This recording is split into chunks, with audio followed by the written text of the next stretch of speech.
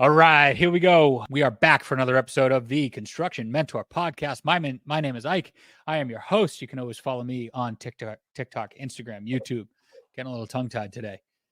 Probably because I'm flustered because I have a 3-week-old daughter and a 2-year-old sleeping in the other room, and it's thundering and lightning out, and all hell's breaking loose. And my HVAC went down this week twice. Fortunately, I'm a licensed HVAC contractor, and I can figure out how to fix it. I have another contractor on here today. His name is Will Betances. He is the founder and CEO of Energize Us EDU. What does that mean? That means that Will has taken his talents and turned it into serving his passion, his purpose, which is helping other people get educated. And that's what we are here to do on this podcast. Again, this is the Construction Mentor Podcast. You can get it on YouTube, Spotify, Apple Podcasts at the Construction Mentor Podcast. And that's what we're here to do. We're here to educate. We're here to let people know that there's opportunities in construction, whether it's in the field, in the office, as an entrepreneur. And the sky's the limit. If you're already in the industry and you don't know where to go, you feel like you have a glass ceiling on you. I just had a post go viral the other day. Everybody seems to think that there is a glass ceiling and that you are stuck and that there's no room for growth. Couldn't be further from the truth. And Will is the right guy to talk about that. So, Will, welcome to the show. How are you? Hey, brother. It's a pleasure. It's a pleasure. Truly. It's a long time coming. It has been a long time coming. So Will and I have been talking for quite a bit, quite a long time anyway, and we just haven't been able to line up. We both are guys who love this purpose, and being here and being on podcasts and creating platforms to help people. And it's just so much more impactful in person, and we just haven't been able to do it. Haven't been able to align, even though, this poor electrician is able to spend so much time in Miami and other cool places. And my stupid general contractor self is always flying around, even in the New York and Connecticut area, which is where Will's from. We just haven't been able to line up our busy travel schedules. So it's good to have you here. Thank you, brother. It's a pleasure. So you're from what part of the country? You're from Connecticut, right? Correct. Down towards New York City. Exactly. So born and raised in Queens. When I got married, we moved up to Connecticut together. Okay. So born and raised in Queens, in the city. Correct. Yeah. And what was life like? So today, Will owns his own business. So why don't you just say what you own, what you're running, and then let's take a step back to what little Will was like and running around Queens. Little Willie. No, I appreciate that. So born and raised in Queens. That's where everything started. But currently right now in Connecticut, I am owner of Energize Us. That's an electrical contracting company. I'm established in Connecticut. We do work in Massachusetts, New Hampshire, down to Jersey and upstate New York. So we have an electrical contracting company where we primarily focus on solar, electrical service calls, as well as solar service now. And we have a few contracts between DOE, that's the Department of Energy, not education. Mm-hmm. And we're also license holders for a few other companies out here where we're doing their training, quality assurance, making sure everything's on the up and up. What other needs in the community are you able to address with Energize Us, maybe EDU? So with Energize Us, my electrical contracting company, as well as everybody during COVID, there was a need for more workers. We needed more individuals to take on the workload that we were getting. But it all seemed to everybody screamed to say the same thing. There was not enough good help out there. There was not enough workers. But then if you took a deeper dive into the issue, so many people wanted employees who were 5, 6, 7s, like the post I did recently. Yep. So many people I want somebody who's been in the field 2 years. There's so many limited people who's already has experience. Chicken or the egg. Yeah. Chicken or the egg. It's like, how do you get the experience if you never had it? Like, exactly bridge the gap for me? Exactly. So that was the issue. So what was the issue in the trades, or specifically in the solar industry? You saw guys doing, hey, sign-on bonus, $2,000. Ridiculous. So what did that incentivize? Just like they incentivize some people to stay home, they're incentivizing hopping around. Yeah. And the ones who are hopping around were in caliber guys also, if you notice that. Yeah, even if you were... They don't have character. Exactly. Even right? If you were, I would say, like a crappy electrician, you stayed busy during COVID. If you didn't have work and you were actively applying for jobs, I think there was something wrong there in the formula. You know what I mean? Mm-hmm. So during COVID, that's what opened my eyes. We need help. there's not enough help out there. And the people who are looking for help or looking for work, they weren't the best of the best. So you're just incentivizing poor behavior. You're looking for people and you're going through this endless cycle. And when I look at systems, when I look at business, I'm like, what can I do to remove all this other outside noise? How can I simplify everything? Sure. And then that's when I started reading books on leadership. Lincoln on Leadership, 21 Irrefutable Laws of Leadership, so many different books, and all of them, great leaders built leaders. Yes, there's individuals who come into your life that they can help you push a message. For the most part, it's leading individuals. And then on top of that, you want to go to the next level. You want to be leaders amongst leaders. There's different scales to this thing. So that's where it all came to, like, hey, instead of undoing the work that these guys or work habits that these guys have for the last 3, 4, 5, 6 years, why don't I just create the next generation of leaders with a school? So that's where Energize Us EDU came from. And then basically it became, in the beginning, a selfish approach. I just wanted to create my own ecosystem. So if I had a new hire, an apprentice at school, goes to school, graduates, I hire him. If I have a guy in my field who got injured or is too old and doesn't want to keep up working, I can now send him, because I already trained him. He has the work ethic. Now he can become an instructor. So basically create an ecosystem. But then another part of the book of leadership is, and that's where it comes to me now documenting my story, is a lot of individuals get to a point where if something's working, it's not about bragging about the accomplishments you're making, but it's showing people, like you mentioned, that there's other options out there that people don't even know about. So I'm like, hey, if I can make this own ecosystem work for myself, why don't I replicate it and give you guys the opportunity to do the same? That's the origin story of Energize Us EDU.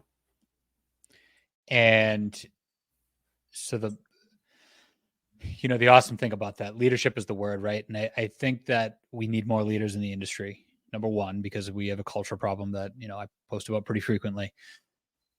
But I also think that we need leaders so that people outside the industry see that those people are there, right? And capable. And capable, right? And it's funny because I got Lincoln right there, a book on leadership. Churchill, stand like, what is it? Speak like Churchill, stand like Lincoln, right? So it's something that I'm always focused on. And the mark of any true leader is how much you lift other people up and inspire others to be better, right? I think that's Kobe Bryant said something like that.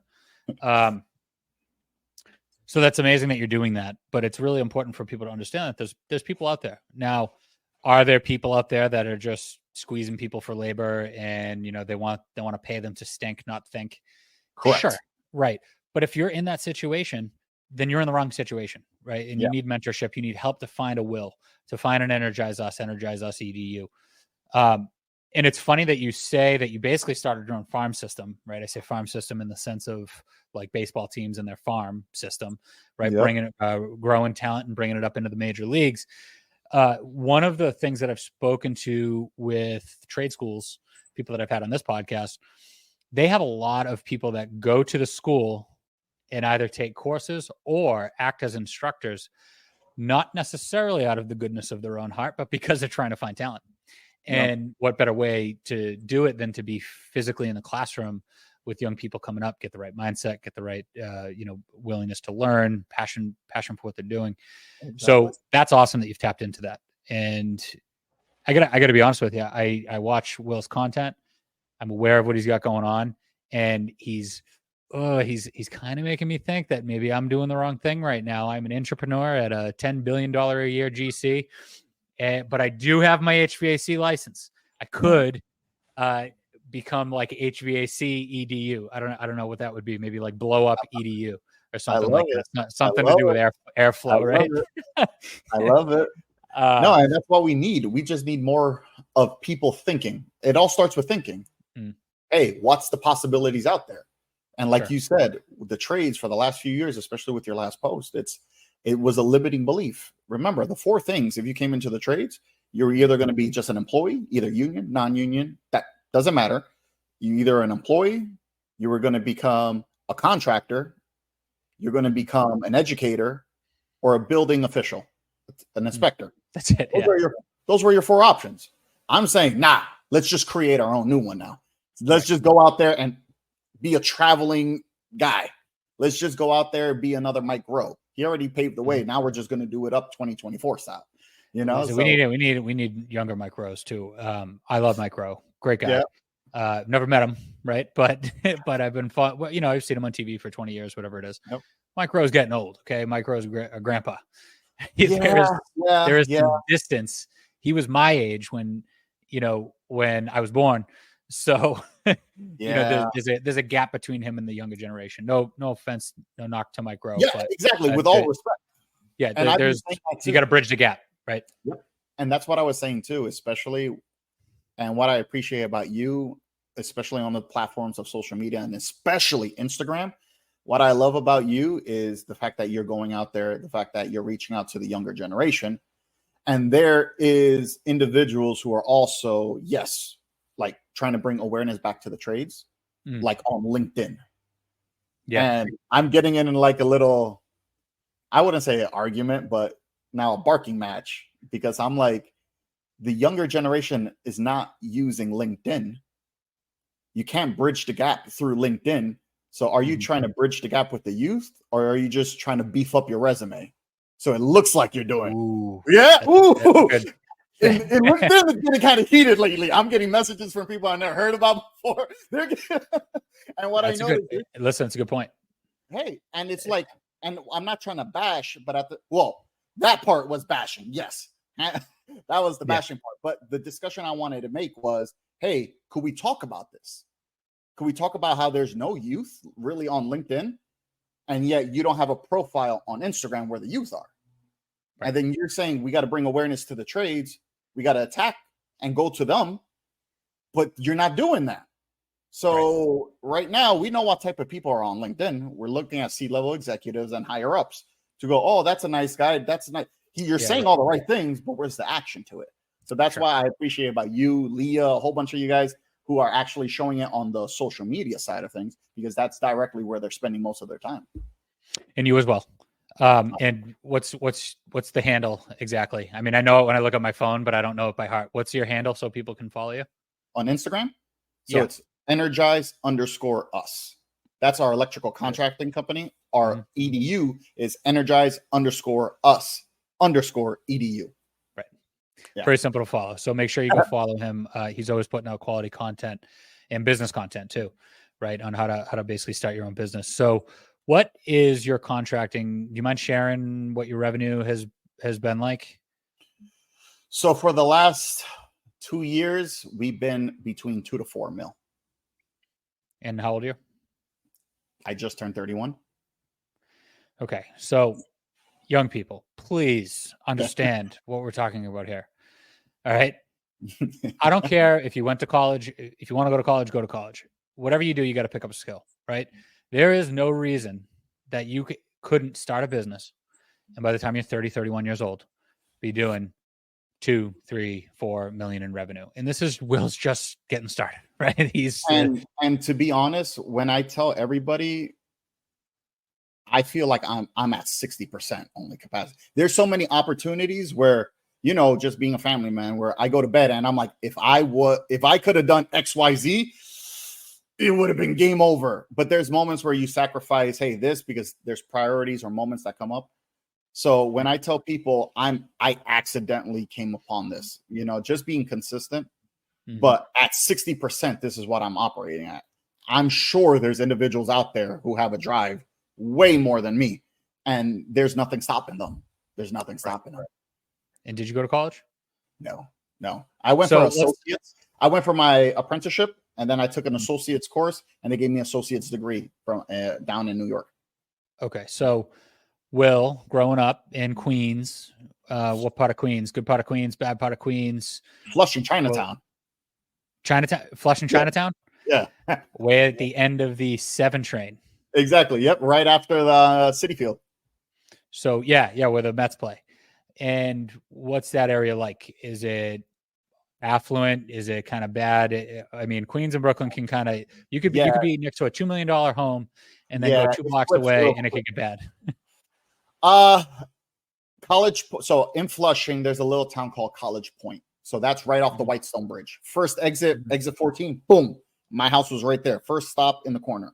And it was known as the industrial park. So it was just a lot of corporate offices building up. I think Time Warner Cable used to be out there. They had a headquarters out there. Con Edison has a plant out there. All the big unions were out there. Like sanitation was out there. MTA's headquarters was out there.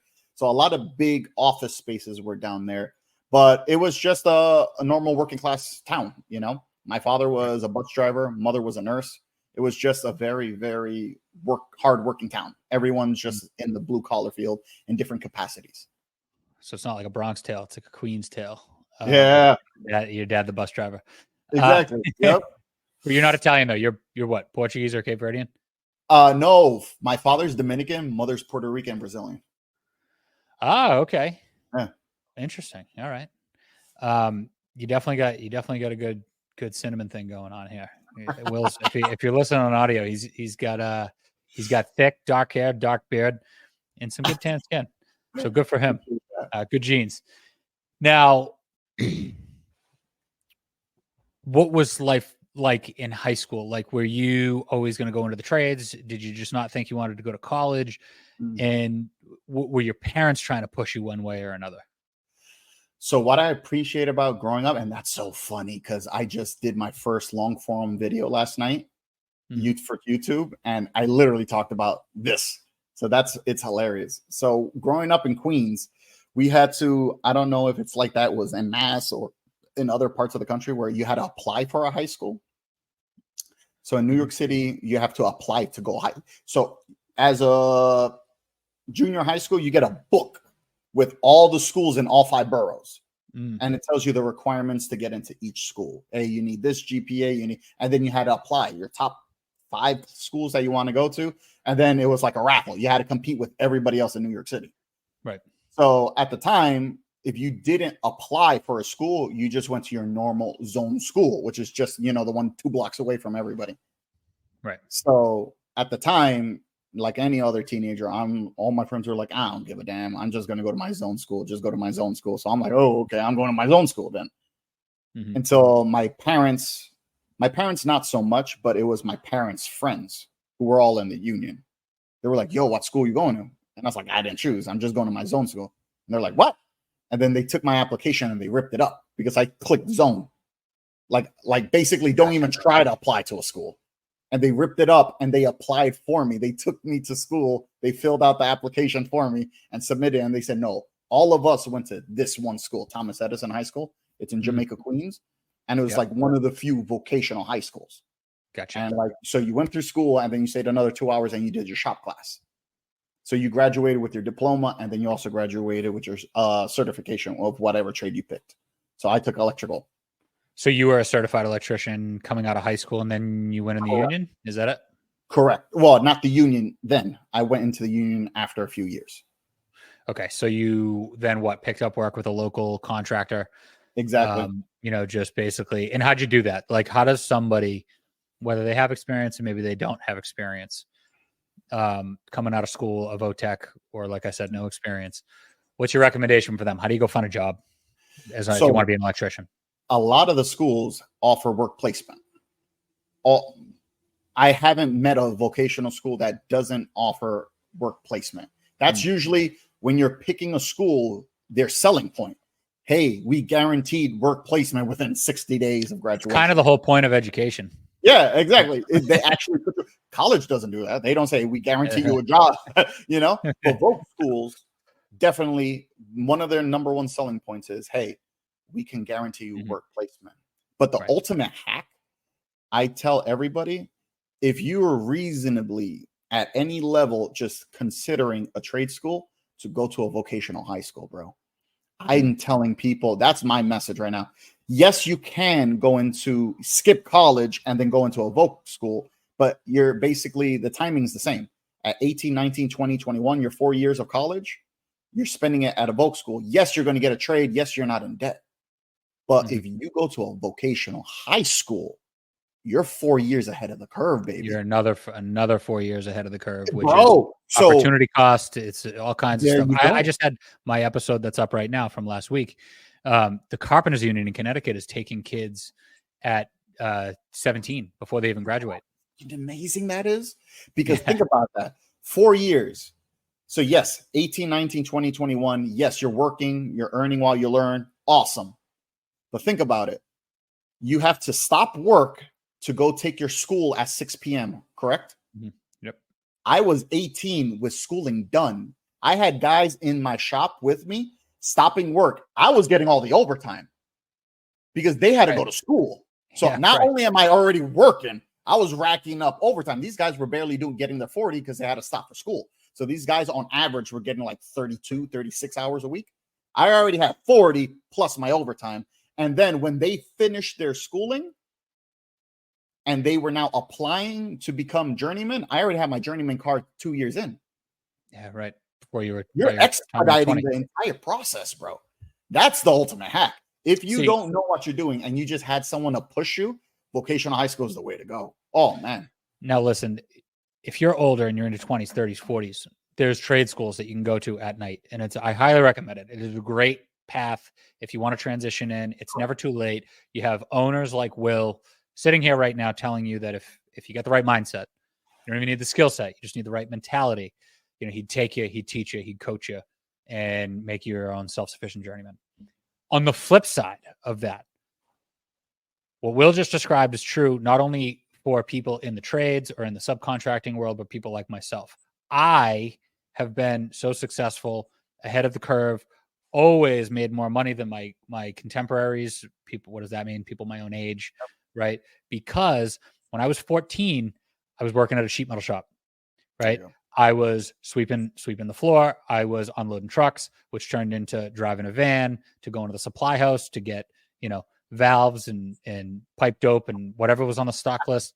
Then I was in the office and I was drafting sheet metal for high rises in Boston when I was 15, right? I was doing submittals, which is that's anytime an electrician buys something or an HVAC person buys something to install on a job, they have to get the engineer architect approval, right? Because you can't just buy anything. It has to fit the design and it has to fit the aesthetics, the way it looks, right? And you got to get all that approved, right? So all of the things that I just described, like Will said, if it was some of the laborious stuff or laborious, I butcher that word. I don't know why, but, a lot of people don't get that experience until they're 18 or until, I had it at 14.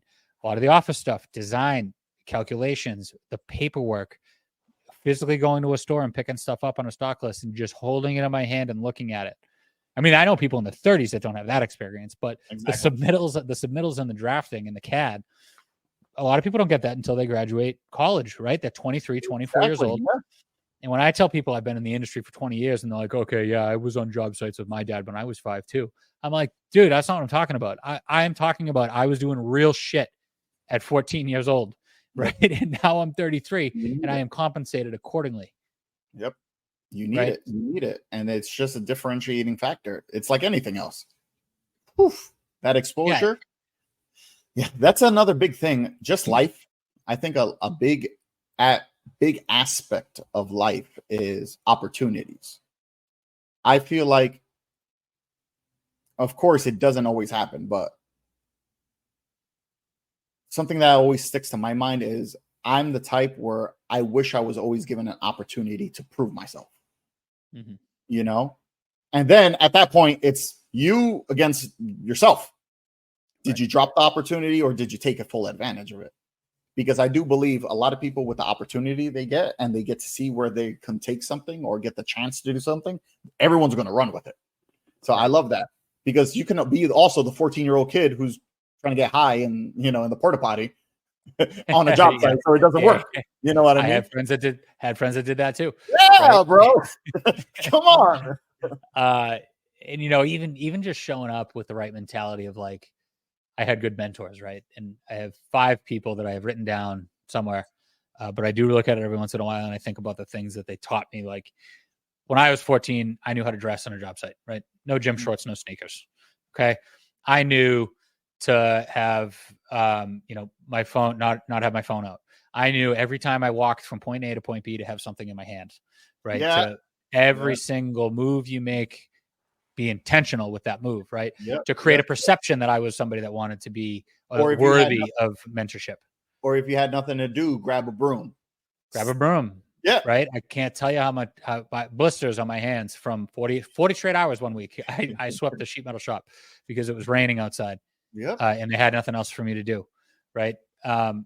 It's stuff like that you pick up just by being around people. And the earlier that you get that perception, and you hear the jargon and the lingo, and you understand how people interact, and you feel people's pain points and how to appeal to them, you can do that. Now for you, what I'm curious to hear before you, because you said you're able to be self-reliant and challenge yourself and rely on yourself and rely on nobody else. But there's a lead up to that, right? So you were 18, you were a journeyman. And what was that like? Like, were you trying to shine to impress your boss, to become a foreman, to become a project manager? What was the path like, or your goal, and how you were acting up until the point where you said, you know what, I'm doing this on my own? So at 18, I did fall into the mindset where, and this is another one, I want to hear your take on it, especially in New York City, as you know, with the licensing requirements and everything in the Northeast, how they're very strict. Mm-hmm. So when I was in school, 14, 15, 16, what our instructor was saying, get your license, get your license, get your license, right? Everyone's handling license. And then the reality, just like you said, when you get to meet other people, see how they interact, how they think, that negative side hit me in the sense where when I was working and I was like, yeah, I can't wait to get my license. And everyone would say, why are you, once again, just like when I was 14 and I just want to follow the crowd and go into the work, just regular zone school, 18, why would you get your license? It's too difficult. You're not going to pass anyway. And that was almost like the trend in New York City. It's like, don't go for your license. Like it's too difficult. Like genuinely every company you would go to, people said the same thing. And I remember once again, when I met up with the buddies who ripped up my application at first, they were like, bro, 2 more years, you can get your license, bro. And then I was like, nah, it's too difficult. They're like, whoa, my bad. Sorry, you took the test? And I was like, no, everyone's just saying so. So they were like, what? Like, dude, like we just talked to you 4 years ago. Why are you still listening to people? You know what I mean? Yeah. So I fell into that routine where it was like, oh, it's too difficult. Don't even try, based off of someone else's experience. Or they didn't even try. They just didn't want to try. And they're just trying to let nobody else get ahead of them. Yeah, listen, there's a couple things with that. You know, like I just had a post that went viral a couple weeks ago, I think 2 or 3 weeks ago now, and the young man electrician looked like he was from New York. if New York has a look, right? Right. He's complaining about people in the industry, right, and where they are in their life and how they, how they're miserable. Doesn't have to be you. Number one. Number two, as far as like getting your license or anything like that, or getting an education and a skill set, there are education. So I had a pipe fitter on my podcast, on this podcast, episode 22 or 23. He's a union pipe fitter in Orlando. Okay. And he hadn't gotten his license yet. And I was like, well, why, after the podcast got off, I was like, dude, why haven't you had your license yet? Like, what are you doing? And he's like, I don't even know. Like, where would I even go? Like, he just literally like didn't know what path to take. There are schools in every single state. In Massachusetts, it's called massnailit.com. In Florida, it's called CamTech. There are these people that will teach you not necessarily the trade, but how to pass the test. Yep. Right? They have like a 90% pass rates. If you go to these schools and you find them outside of your vocational education and your apprenticeship and all these things, right? Sometimes you just got to learn how to pass the test. Yep. If you go to these places and you just take the course and suck it up for like 4 weeks, you get like a 90% pass rate. Like you have to try to fail. The 10% that don't pass are the people that didn't follow the instructions, right? And I said to the pipe fitter on the podcast, his name's Fitter Bowen, FITTER _ Bowen, BOWEN. Awesome welding content, pipe welding down in Florida. And he just passed. He just got his license, unrestricted mechanical contractor in Florida. Now he can do anything he wants, right? There you go. But he called me right after, before he even called his wife, I think. And maybe he lied to me, but that's what he told me to make me feel good. He's like, dude, I never would have even known to do that. And that was the hardest test I've ever taken in my life. And I passed it. And I never even would have known to do that had you not even just told me what that school was. You think? Right? Like, don't listen to the negative people. They're full of shit. They have no idea what they're talking about. That's the lesson. Literally. And then you're just, once again, goes back to what you said before, a limiting belief. This is all the trades have to offer. Oh, don't even bother taking an exam because it's too hard. There's people who will not even apply just because they're like, so-and-so said it was too difficult. Like, that blows my mind. And then when I went in to take the test, I just won it. Because I'm the type of guy where if I go for an exam, I go in not trying to fail, but I go in just to gauge. Because like you said, just to pass the test. The test itself has its own language. You know what I mean? It's like a person. You got to feel the person out. I'll go in. Sometimes I pay just to go see, like, what's up? And then I'll be like, oh, and I'll take it. And then when I took it, I got a 69 out of 70, bro. I needed one more point to pass. And I'm like, that's winging it. I'm like, oh, no. It's almost like embarrassing when you say it out loud, you know? But yeah, there's people putting that limiting belief on themselves based off of someone else who didn't even try. That's insane. That's insane. And again, let's just point this out. Will grew up in the city, father a bus driver, mother a nurse. Not exactly what you would call an above average or super affluent family, right? I'm sure he had a good home life with good parents and all those things, but he didn't come from money, right? Nope. And by 31 years old, he's built a business that's rendered $4 million of revenue in a year, right? Without going to college. And he's done so. I'm just going to point it out. Will's a minority, right? Like, he doesn't have the same skin that I have. Like, that's another thing that I hear about. And I've had a Hispanic woman on here who's doing I think 7 million a year in revenue with her construction business. And, I've had other people on, right? Whatever picture is being painted in your mind, just red flag. If it's negative, they either have a bad intention, they have bad information, or they are their own worst enemy. Exactly. And go somewhere and seek different mentorship. So you got your license. You ended up being convinced to get your license. And then how long were you working for other people? Were you climbing the ladder? And then at what point were you like, screw this, I'm doing Will Electrical? So at that point, that's when I got my journeyman license. That's when I got accepted into the union. So then I was working in the union. Oh, and Will, I'm sorry. 18 years old. Before we get too far away from it. Yeah. How much money were you making out of vocational school? Out of school, $8.75 an hour. $8 an hour, $8, so $99 an hour at 18 years old. And then what was it like from there? Were you getting raises and stuff? Every 6 months, I got like $1.50. Okay. That was non-union though. That was non-union, correct? Non-union. Correct. Okay. And then after 2 years, I was already at like 20. It was pretty quick when I got to 20. Once I got my journeyman, I asked for a raise. They said no. Then I just got into the union right there. So I was like, perfect. So I jumped into the union. I didn't need to take the apprenticeship with the union because I already had my journeyman card. So they bypassed me and then gave me straight journeyman rate, which was like 32 an hour. So I got more than I ever wanted. But real quick, once I got into the union, because now I had my journeyman card. So in 2 more years, now I can get my master's. So I'm all on the high of, hey, I'm gonna prove myself. Now I'm gonna work because I knew the skills that I was gonna learn was directly gonna help me in my own business. Right. So I was like always shadowing the foreman. I was always like, why would you do that? Why would you do this? I was always studying. And to the point where my foreman came up to me, our union rep, and he said, you don't belong here. You're too smart. And he's like, yeah, he goes, this is for people usually who are complacent. And that's my union guy telling me that. He goes, that's the sad reality. That's the sad reality. And then one day I was like studying, and then fast forward 2 years, I'm now studying for my master's exam. I'm in the lunchroom. Someone grabs my code book and throws it on the floor, just like a high school bully. And he was like, what, you think you're better than me? I was like, then that happens, just New York City talk, happens. The next day, I'm going to the lunchroom now, just like minding my own business, but I don't have my code book. And my union rep walks by and he goes, you go back into your locker and you grab that book and you walk up in there and slam that shit on the table. Good for you. And good for him. Like, we all need that. I just didn't think about it. I'm just like, it's water under the bridge. He's like, no. You go back, you grab that book and you walk up in there and you let people know you go and study again.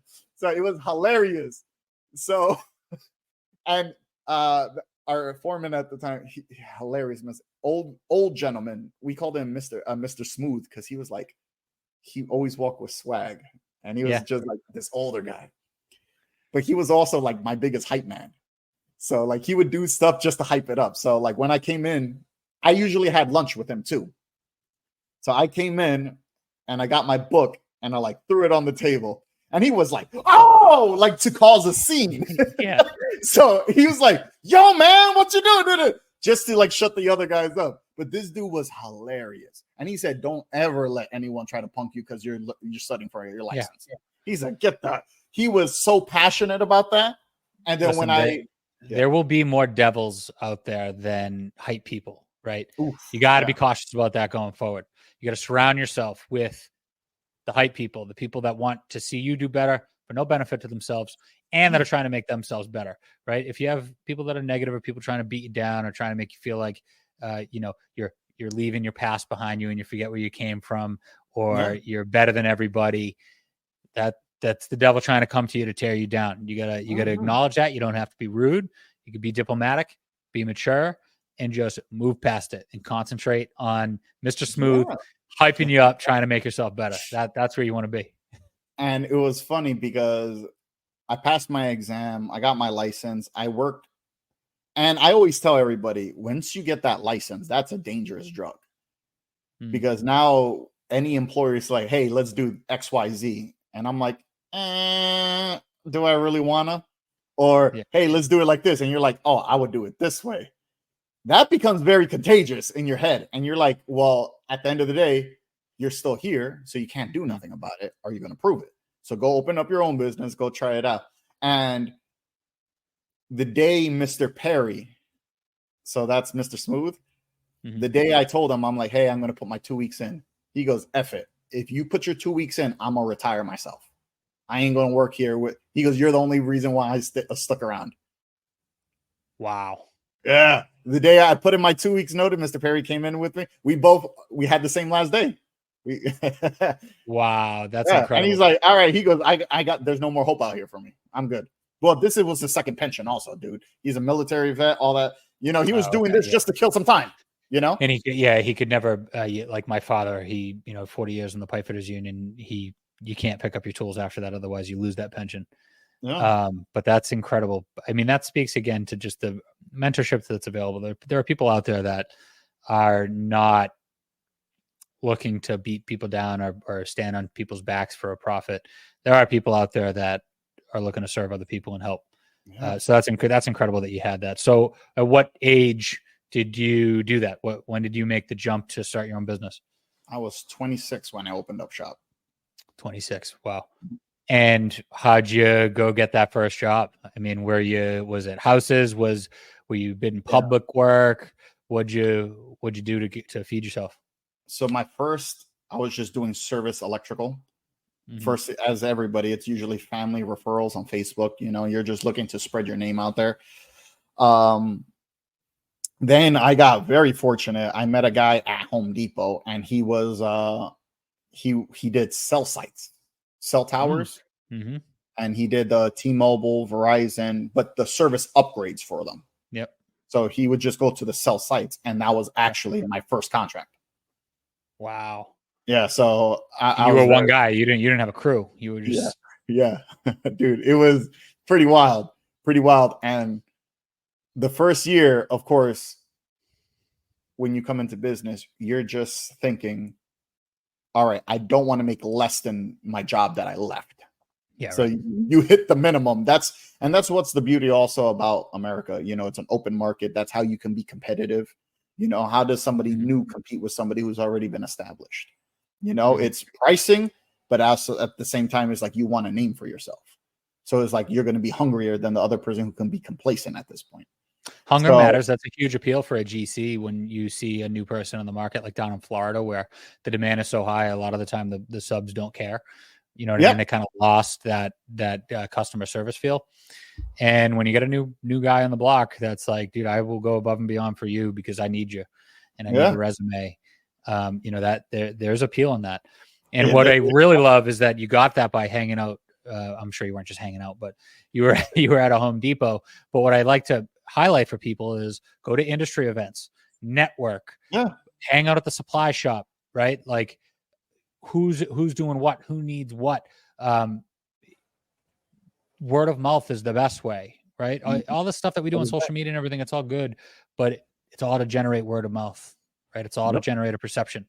So, and the only way to do that is to put yourself out there, shine that light, right? So people can see you. So that's awesome. So what was your first contract worth? I think it was a 4-hour job and I made $25K. Yeah. Say that. Okay. So your first contract as Energize Us EDU. No, not EDU. No, yeah. So your first contract when you started your own business was a 4-hour job and you made $25,000. Yeah. Yeah. With and material, I think it was $2,000. Wow. And once again, I had, like, throughout my life, as I mentioned, you notice there's key people in every aspect of my life. This guy was an awesome dude. He would be like, hey, give me a bid for this. And I think I bid it for like $4,000. Yeah. You know? Yeah. And then he's like, I submitted it in an email and I knew something was up when he called me. He was like, bro, what are we doing? I was like, no, the material's this. I marked it up a little and I got my after hourly profit. You know, I'll be happy with this. He goes, I respect you for that. I'm going to help you to show how to write up an estimate now. And you gotta learn how to serve it up. Yeah. So he taught me that, but they're still one of our biggest clients right now. Now, you know, not every job's a home run. Like I had a HVAC guy, my host yesterday. We were just talking, and you know, refrigerant. The average markup on refrigerant is 10,000%. I'm sorry, no, 1,000%. It's a 10 times markup, right? So when you go, right, so and that's just the material, right? That's not the pump. Yeah, that's not. It's crazy. Holy smokes. Now, how long did it take you? So young, mid-20s, you start your own business, you get that first contract. It feels real good because you just made $25,000 in 4 hours. How long did it actually take you to make more money than you were making as a union journeyman?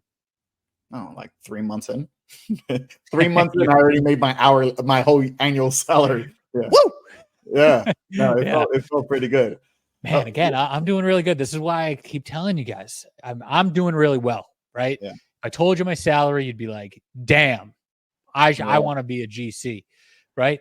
But then I just think like the grass is always greener and potential and what I could do with my mechanical license. And I just told you what people charge for refrigerant. And Will's over here, and I just threw a dart at the board yesterday with 8 darts at the board showing that electricians in New York make more money than Ivy League grads, right? Than more money than kids from Columbia. And Will made more than his entire salary as a union electrician in 3 months as his own contractor. Journeyman electrician in the union, because we had unlimited overtime. Yeah, and that was with my overtime. Yeah. So that's not just the base pay. That's just what he was pulling in as an electrician, which could have been, I don't know, 125, 150, whatever it was. I was like at 118 before they capped me. And they were like, all right, no more overtime over than this much for me. Yeah, so you made that in 3 months. So again, let me just say this real loud and clear for all the people that say that, you know, the owners are slave drivers and there's only owners and slaves and everybody else in construction is a slave and you can't make money and they don't pay you enough. Bullshit. Yeah. 17% of Americans make $100,000. Okay. Will made that as his own electrical contractor in 3 months. And like you said, if you're in a circumstance where that boss isn't charging you, even if you sat down and spoke with him, then that's not the right shop for you. You know, there's so much within your reach and power too that you can do, you know, so you can create that standards for you. Right. Now, again, where do you find mentors, right? You network, you find people. Somebody will, as long as you have good intentions and you're serving a purpose greater than yourself, people are going to find you. Somebody taught you how to write an estimate. You had your hype man on site. You know, I've had people that have come out of their way to help me, you know, and if you really can't find anybody or you feel like you can't, that's what my platform is about. That's what Will's platform is about. Maybe those platforms become one day. I don't know. But there are places out there. Oh yeah, definitely. So you gotta be on the lookout. Now, growth is a big question mark, right? So first of all, did you take out a loan to start the business? The only loan, no, never took out a loan. Just bought some t-shirts? Not even that. Not even that. I got some nice new buttoned up Carhartt shirts before I can engrave anything, And once again, it was always like, be professional. Like, to this day, I lose my mind when I see like solar installers showing up on a roof with, sweatpants and sneakers. I'm like, yo, like, So just the fact that I had a button up Carhartt shirt tucked into some pressed pants, there was times where I was like, I already got the job just by going to the bid. I was like, I got this job. I didn't even have to talk, and I already knew I got it because just like the appeal, they just took. You know what I mean? If that makes sense. No, it absolutely makes sense. I mean, again, I think I forget what episode it was, maybe 12. I talked about, different things that people can do, like cut your fingernails, always be clean shaven. You can have facial hair, but groom it, right? Exactly. When you go to present yourself, collared shirt, preferably tucked in, no holes in your jeans. Just picture somebody pulling up to your house, with a dusty car, with a bungee cord holding their trunk shut with all their tools in it. And they get out of the car and they look like they slept in a dumpster. And like, do you want to hire that person? No. You see, I had the car. That was my car, though. I just made sure everything else that I couldn't control the car yet. Yeah, but I had to make sure everything else was spotless. Like when I came out like boom, and then they were like, "Whoa!" It was just so much of a contrast to them. They were like, "All right, this dude's either all in or just like the biggest scam." But yeah. So it's a good point. You got to start somewhere, right? And people will respect that. So I got a guy in Florida. I had him on the podcast. One of the best episodes that I've had, episode 7. And same thing. He rolled up with a concrete saw in a truck, in his beat up truck, and he just started bidding demo jobs. And he's doing 20 million a year now. So there you go. Good for him. So no debt. And then how do you see growth? How do you see growth then? How do you see growth now? Were you recruiting from the schools? Were you just hiring people one-offs? Were you holding back from volume and trying to really just spread your margin, increase your margin on projects? Because I've had a lot of that on here lately. What did growth look like for you? So for the first year, did everything myself, but then I already knew I need help. And I have a sequence of when you go to hiring. So when I wanted to replicate myself, I had to find someone in that 2, 3, 4 year age range, experience range. And I just got the best guy possible. He's still with us today. He's an amazing guy. And we've been through it thick and thin, ups, downs, left, right, when it comes to business. Then from there, it was now there's 2 of us. So now whatever I was doing just doubled. Then it came to, all right, now I needed help, but you have to take care of for the first 3 years, everything I got into the company, I just always reinvested into the company. So I had, the second I was sitting on a little bit of change, I hired a new guy, apprentice, to help him out. So now his life was easier. So now he was happy. Then it's like, boom, got vehicles, boom. I didn't see and then me personally, I'm not loud by no means. Right. This is I think the last year and a half is now where I'm just recognizing, like, let me dip into some of this profit to now reinvest in other ways. So not into the company, but I'm more reinvesting into myself, where I get to learn more. And that's where gold now ties with what's part of growth. It's keeping myself accountable by having these other mentors now externally. So that never stopped for me. Now I just recognize how more valuable they are. Before it was like accidentally having them in my life. Now it's I'm intentionally trying to keep those people around me. Yeah, and that's a different type of relationship now. Now it's like, no, I need, like, for example, Pat, I need him close. I need his mind. I need his team so I can bounce ideas off of it. I need my accountants. I need to trust them. I don't want to stress about anything ever. I just coming into this new world where you have to learn how to manage yourself as well as manage relationships and working with other. That's another world that I'm still new in, but in the last year working with them blew my mind apart. I never would have thought the skill trades would have got me to this point. And like I said the other day, this is just the beginning.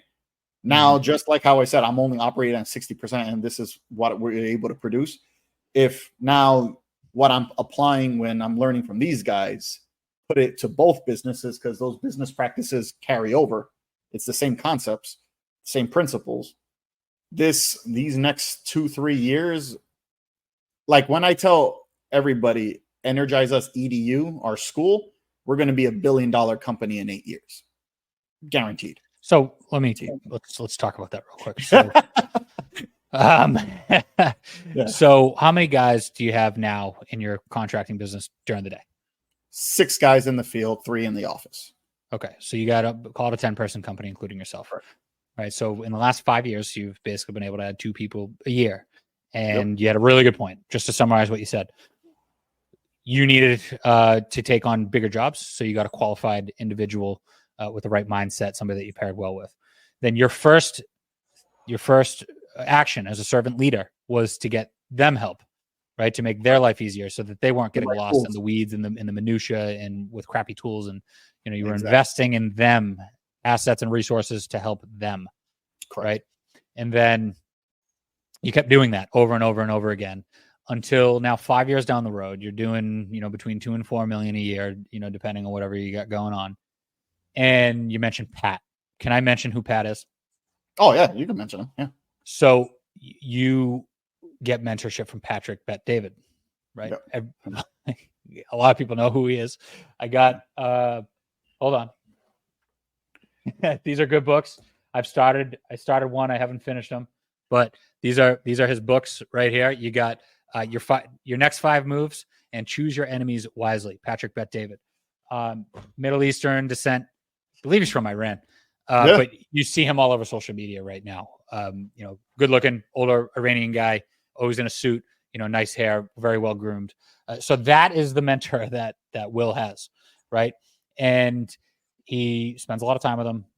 What am I getting at? I'm getting at he built his company to the point where he can take mentorship to the next level, to super injector, hyper injector, whatever you want to call it, into his business, the best of the best, and surround himself. When we talk about surrounding yourself with the right people and hyping you up, sometimes you need to surround yourself with people that have been there, that have done extraordinary things if you're trying to get to an extraordinary level. Now, Will, a week or 2 ago, whenever the Kentucky Derby was, posted a picture of a private plane, right? Will is able to do these types of things because of the resources that his electrical contracting business that he got from having a skill in the skilled trades affords him. Right. So talk about that. Like what's that been like? Right. Private plane, hanging out in Miami with Patrick Bet David, just a dumb electrician from Queens, dumb young Hispanic kid from Queens that was too dumb to get his electrical license, that thought that he was better than everybody when he had his master's book on his table. And, that took a leap of faith 5 years ago to start his own thing. It's still a surreal moment. Like every time we do get to spend time with him, the family and I feel like unworthy, but it's like in a good way, because little imposter syndrome. Big time, bro. Big time. And when I'm in the room with him, as you can imagine, I'm the brokest guy in the room. But it's like, I'm just like, shut up and just listen. These guys are at a frequency that you can see when there came to a point where when Pat's like in an in-depth conversation with someone and he's talking with somebody and their frequency is going, they're not finishing a sentence. Pat's like, oh, so we're going to do X, Y, Z. And the guy's like, oh, X, Y, Z, da, da, da. And Pat's like, yeah, da, da, da, da. And they already can now finish. I was just what's going on? They're just that freak. I never thought when people talk about a state of mind, I never, you always hear people like, oh, da, da, da, da. You got to iron tiger. You got to be a beast. You got to. these guys at that level aren't hyping themselves up. They are just that. You know what I mean? Sure. They don't. They are doing that regardless of how they feel, what day it is, the weather out. These guys are just firing at all cylinders, and it also tells you what they're doing in their personal life, to the point where Pat and his whole team, his entourage that he's with, they all have their code of standards, how they operate. He doesn't dictate what these guys do, but just the frequency that they're working on. Like, for example, one of the individuals goes, I don't drink. And it's not because Pat tells me not to drink. It's because he's always like, boom, boom, boom. And I want to be able to keep up with him. I decided not to drink. So people are now putting, once again, just like, oh, that license is hard. Well, did you try it? No. Well, it just looks hard. People can be like, oh, he's strict. He doesn't make, no, it's just you know what I mean? He's dictating the standards of people around him. And if Listen, do you have kids? Yeah, 3. Yeah, you do. Okay. I thought you did. You know, same thing with drinking for me. Like it's like I hold myself to such a standard because I want to set a standard for my children. And I am so balls to the wall at work every day. And then with podcasts and then in the gym, if anybody, follows me, I'm in the gym all the time and I try to post about it. And then as a father, right? If I want to keep up with all 4 of those balls, and the last one is being a husband, which I need to do a better job of keeping that ball in the air. But if I want to keep all those balls in the air, I got to be ready to go, right? Yeah. I used to drink like a fish, 12 beers before I even left the house. I can't do it. I don't have time for it, and I don't want to do it. Yeah, and it's not about motivation; it's about discipline, and that comes from having the right purpose, right? And that sounds like Pat's group has purpose. Oh yeah, coming out the nose. When you hear his story and when he talks about it, if I don't know if he has any podcasts where he talks about it, but in person, when he tells you what he's doing and where he's going, you feel it, bro. And then he's very intentional, like what you said back in the trades, be intentional with what you do. He's very intentional with what he talks about, who he speaks to. This is a year now, going on a year now. August is a year where I've been having Pat and just been to his house, been to his events, go down to Miami every time he has a workshop going down. We did Kentucky Derby together. We went to Mar-a-Lago with him for 3 days. It's this guy. And it's like, I'm just getting to that point now where, like, when he'll talk to me, he's like, you're keeping up.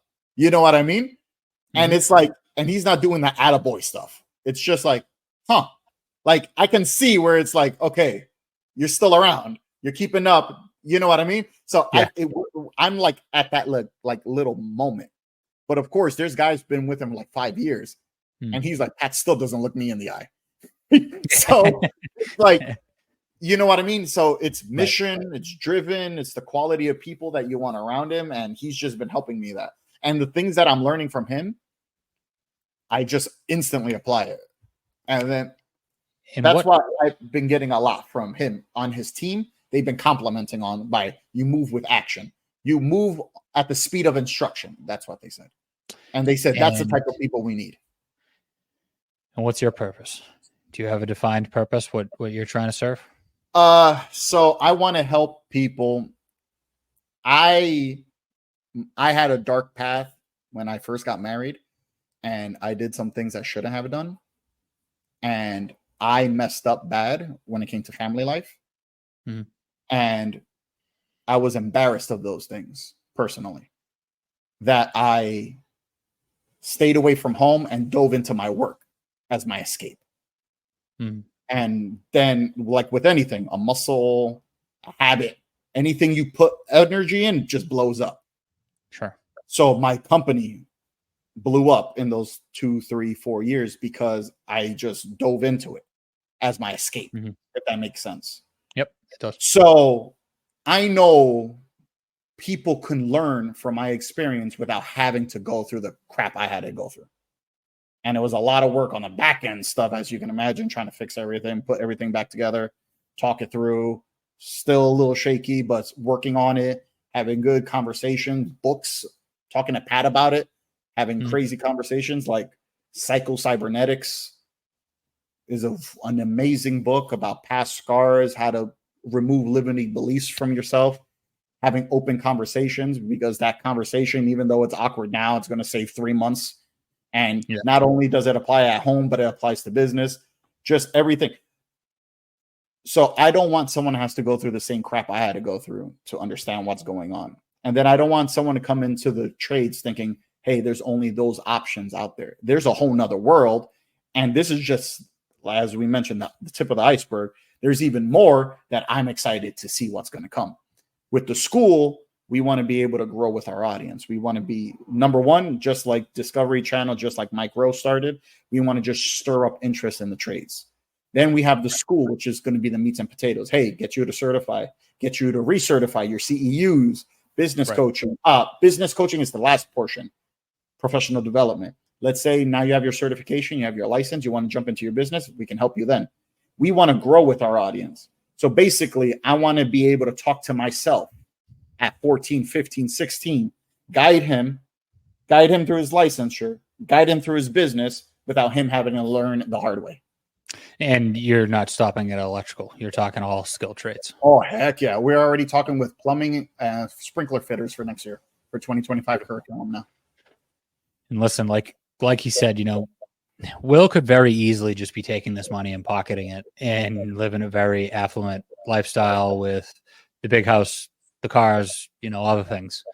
All right. But he's reinvesting into the company, not for necessarily his own benefit, but to serve a greater purpose, to provide a platform for other people. From that, more rewards will come. Right. But to be in it for the money is not how you get those rewards. What am I trying to say? Again, I can't harp it enough. There are people all over this industry that are there to serve people outside of themselves and not simply make a profit off of slave labor, which is an insult to slave labor. But what it is, it's a different conversation. That's after hours. Yeah. Listen, I try to keep this to an hour. I have a funny feeling this won't be the last time that we do this, and I'll probably come on your podcast soon. One of these times when I come up to New York would actually be really good, and I'm going to be up there. I already have 3 trips in the next month planned. Do you have anything else that you want to, close out with?